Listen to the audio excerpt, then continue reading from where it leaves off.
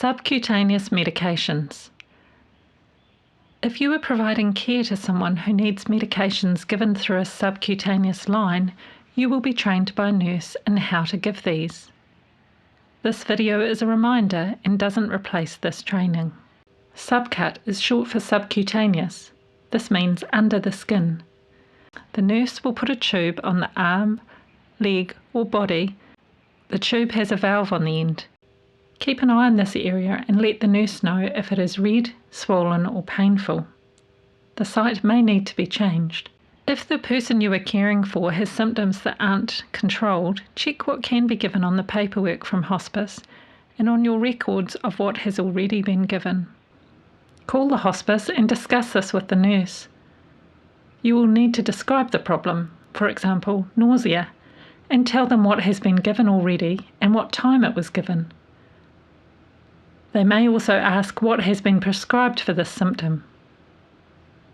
Following this discussion, they will advise you on what is appropriate to give. Your medications will be in a labelled pack with the medications already in the syringes. Keep these in the fridge until needed.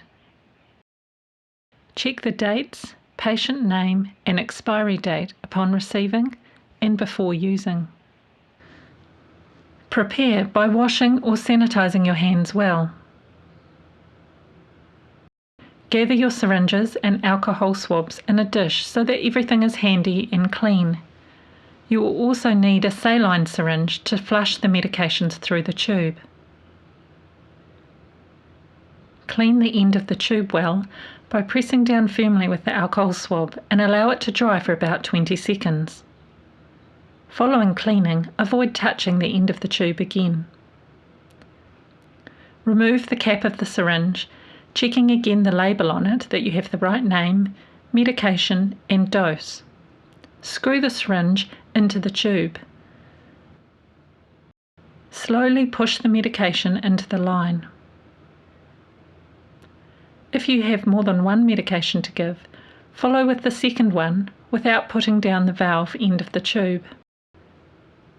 When finished, connect a saline syringe and use half a ml of saline to ensure that all the medication has gone into the body. Unscrew the last syringe and dispose of the syringes in the general rubbish.